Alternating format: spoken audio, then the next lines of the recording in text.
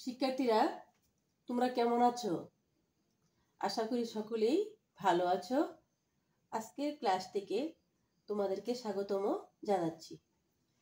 শিক্ষার্থীরা, আজকে তোমাদের জন্য সপ্তম শ্রেণীর গণিত বই থেকে একটি সমীকরণের আদর্শ রূপ দেখাবো এবং সমীকরণটিকে সমাধান করে দিব।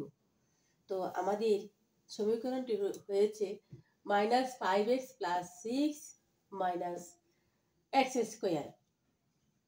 1 নম্বর প্রশ্ন, এই সমীকরণটিকে আদর্শ আকারে প্রকাশ করো এবং এবিসি এর মান নির্ণয় করো। 2 নম্বর, সমীকরণটির সমাধান করো। তো শিক্ষার্থীরা, আমরা 1 নম্বর প্রশ্ন যে সমীকরণটিকে আমরা আদর্শ আকারে প্রকাশ করব। তো শিক্ষার্থীরা, যে 1 নম্বর প্রশ্নের সমাধান লক্ষ্য করো তোমরা, আমরা যে 1 নম্বর প্রশ্নটি নিয়েছি সেটা সমাধান করে দেব। -5x + 6 - x square. তো এই সমীকরণটিকে আমরা আদর্শ আকারে প্রকাশ করব। তো x স্কয়ারকে যদি আমরা পক্ষান্তর করে বাম পক্ষে নিয়ে আসি, তাহলে যে দেখো মাইনাস সেটা কি হবে? প্লাস। শিক্ষার্থীরা, আর এই যে বাম পক্ষে ছিল -5x + 6, তো বাম পক্ষে রয়ে গেছে, সেজন্য এই মানের কোনো পরিবর্তন হয় নাই। আর যেহেতু -x স্কয়ারকে আমি নিয়ে আসছি বাম পক্ষে ডান পক্ষ হতে, সুতরাং এই পক্ষে কিছু নাই, মানে কি? শূন্য।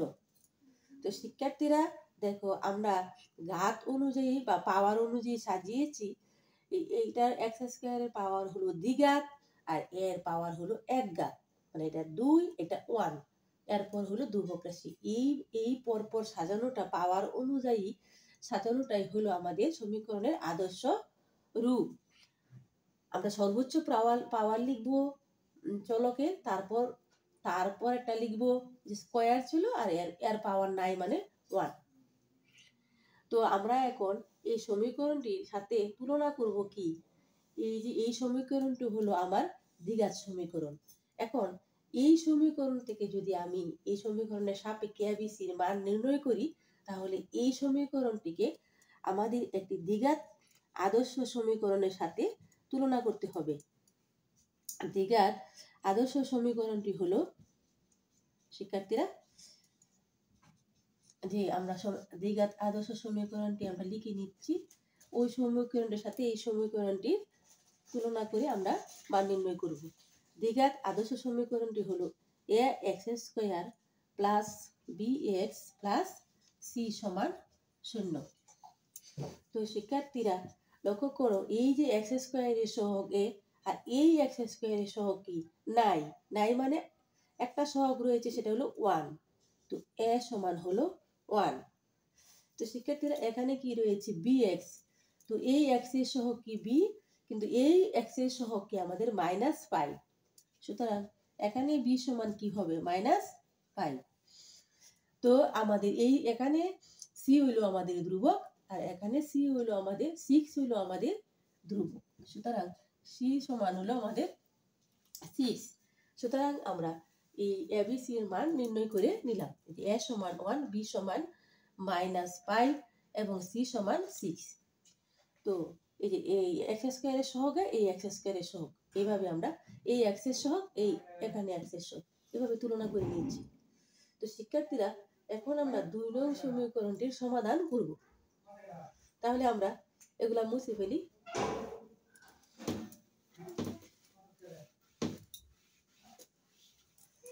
তো 2 নং সমীকরণটির সমাধান তোমরা লক্ষ্য করো, -5x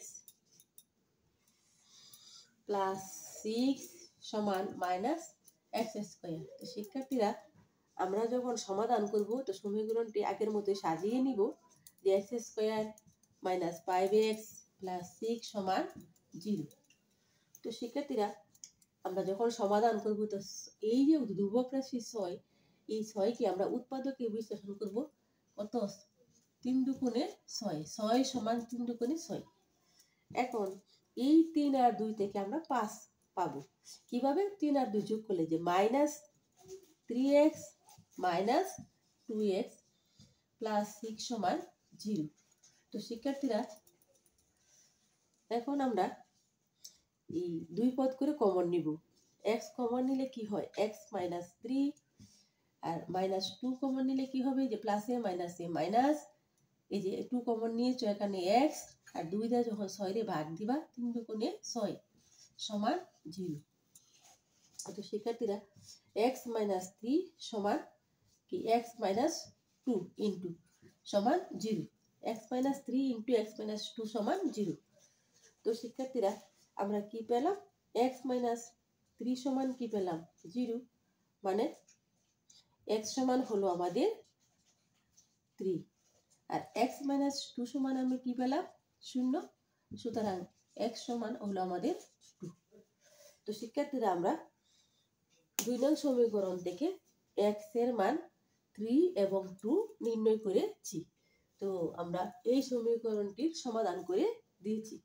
তো শিক্ষার্থীরা পরবর্তী ক্লাসের আমন্ত্রণ জানিয়ে আজকের ক্লাস থেকে এখানেই বিদায় নিচ্ছি।